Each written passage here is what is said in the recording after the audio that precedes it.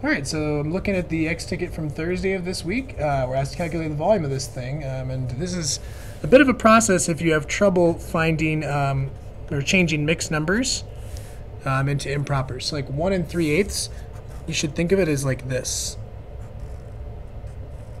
If you have one whole, but then you have 3/8, 1, 2, 3. In one whole, there's 8/8. But then you have these other 3/8 over here. So when I change this, I can always think like this. 1 times 8, because that's the number of holes I would have, and then just add 3. So if I need to change 1 3/8, which I do need to change all my mixed numbers into impropers, if I need to do that, all I do is multiply 1 times 8, that's 8, add 3, 11/8.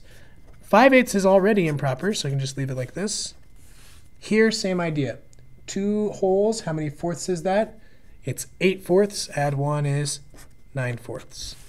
All right, so here's what I'm working with. I gotta multiply all this stuff together. Good Lord, it's a lot. I might just do it one part at a time. So I'm gonna ignore this one for a second.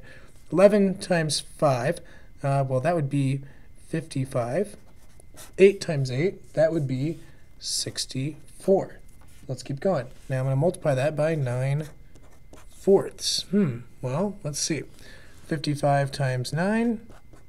Then I need to do 64 times 4. So I need to do both of these here. All right, so let's start with 55 times 9. Well, 9 times 5 is 45.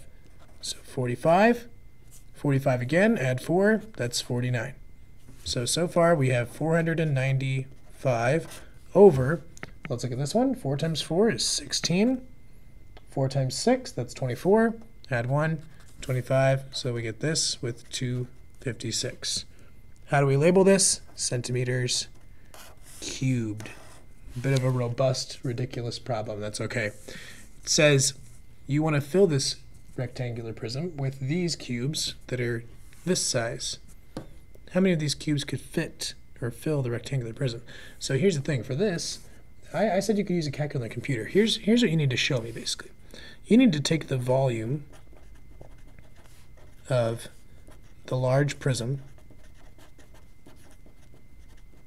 And basically, all you need to do is divide it by the small cube.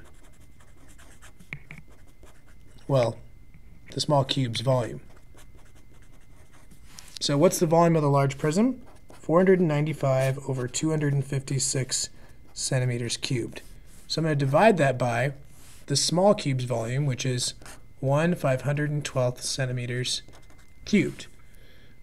Now here, this is just a fraction divided by a fraction. It's a nasty problem, but it's just a fraction divided by a fraction. So instead of dividing by this, I'm going to multiply by its reciprocal, which is 512 over 1. So all I do is I multiply straight across. And as I said, you can use a calculator to do this. What I'm showing you so far is something that you should have on your page. But now I'm going to use my calculator. 495 times 512. I would get this ridiculous number, 253,440 over 256 times 1 is 256. And then this is just a division problem right here. And you can type that into your calculator. And you should get 990. So we could fill it up with 990 little cubes. So again, that one, while difficult, is definitely possible if you're using a calculator, and it can be possible really, really quickly. All you have to do is just don't get bogged down by the big numbers and just kind of rely on what you know.